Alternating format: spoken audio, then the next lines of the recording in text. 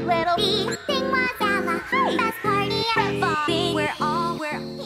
Hey guys, Akami Girl here. When it comes to My Little Pony Friendship is Magic Media, everyone knows about, of course, the TV show and movie, but also the app game, comic books, and novels.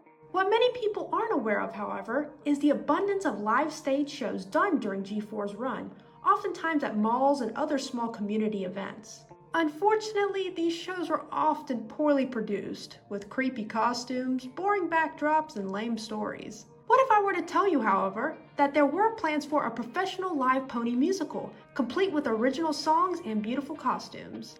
Well, on July 3rd, 2019, Hasbro announced that very dream, My Little Pony Live, a dazzling new stage show musical that promised to entertain and delight audiences of all ages. The original story saw the main six and Spike the Dragon embrace their true colors as they embarked on a magical adventure. With the tour showing locations all around the United States, it was sure to be a huge success. Only the show never actually saw the light of day. In this video, I'll be discussing what we do know about the show, its production, and speculate why it was canceled. Anyway, let's get started. The musical was set to launch in March 2020 in St. Paul, Minnesota, and would complete the touring in Modesto, California in June of that same year. The show was planning on being shown in 16 states at 22 different locations from San Antonio, Texas to Boston, Massachusetts.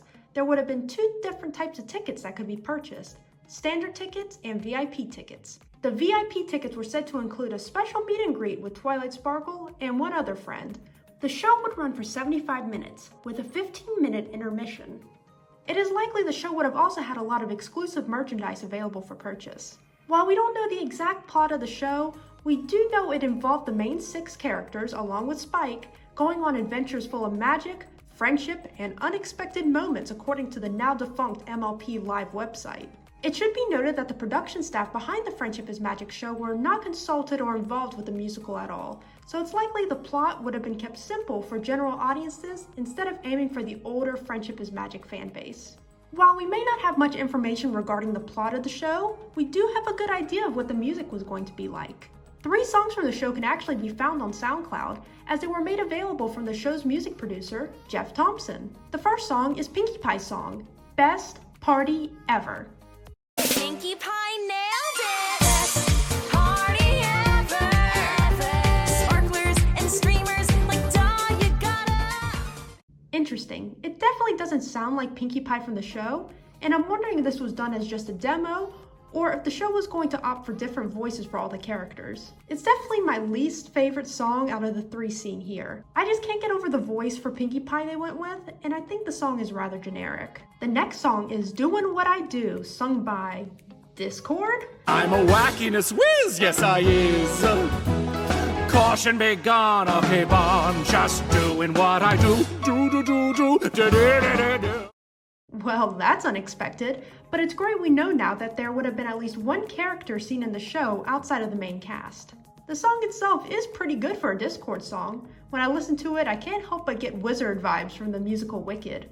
The last song is Rarity's song, Shine. And strut it out, I wanna see you shine. Shine like the diamond you are. This song isn't bad, and definitely better than Pinkie's song in my opinion. It seems like a song you would hear in Equestria Girls. It makes me wonder if there were any other songs planned, maybe from other main 6 members? We may never know. From what I heard though from these demos, I think it's safe to say the music would have been pretty good. I know one question that a lot of people had was, what would the costumes have looked like? Unfortunately, we don't have any official pictures, but looking at the production company, we may get an idea. The show was produced by Mills Entertainment. They had previously worked on live cartoon shows in the past, such as Daniel Tiger's Neighborhood Live. Looking at the costumes from this show, I don't know guys. It looks like they do a lot of hybrid human-animal costumes, which I really don't think would have looked good in pony form. I mean, at least Daniel Tiger himself looks nice and expressive. Later live shows produced from 2017 to 2018 had some nice pony costumes, so I would hope they would look like that, but I have a feeling that wasn't the case here. I can't even imagine what they came up with, and I'm putting my bets on it not looking too good. In their defense, the last large pony production show struggled with this too. Despite all the available information about the show, it was announced in December 2019 that the show would be postponed due to what was described as unavoidable scheduling conflicts. Considering the official site is no longer online, tickets were refunded, and there's been no mention since, it's safe to say the show was completely canceled. So what happened? The first theory is the most obvious one. Due to the current world events, the show was canceled for safety reasons. While I think this played some role in the show's cancellation, I personally don't believe this to be the case completely. The show's postponement was announced in December 2019, which was way before safety concerns really reached the US. Even if this was the case, it's likely they would have opted to select postponed tour dates, as they did with their Daniel Tiger show, which was canceled in 2019, but now has new tour dates in place for 2022. So what really happened? First and foremost, I believe the show was never postponed, but in reality, canceled from the get-go. My personal theory is that test audiences did not like the show, with my bets being placed on the costume design being a big problem. I also noticed show cancellations from the studio seem to be a problem in general. On their website, just under their kids and family section alone, I noticed several planned productions that never saw the light of day, including a Miraculous Ladybug Live, American Girl Live, and Dinosaur Train Live. The final nail in the coffin for the show was Hasbro's interest in moving away from G4 to focus on G5. It is likely if Mills Entertainment wanted to go ahead with the show at a postponed date in 2022 like they did with Daniel Tiger, Hasbro opted to cancel the contract instead. It was clear that this live show was used as part of a transition period between G4 and G5 by allowing the brand to stay relevant with audiences. With G5 being in full swing by the new proposed tour dates, Hasbro felt the show was no longer needed.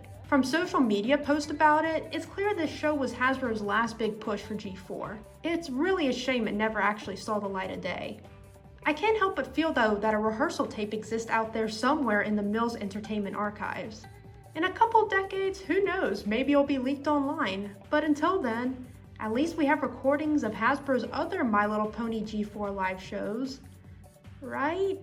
Well, we can't hear you. Will you help us out? Anyway, I would love to know what you all think of the Lost My Little Pony live show. Did you originally have plans to see it? What did you think to the music?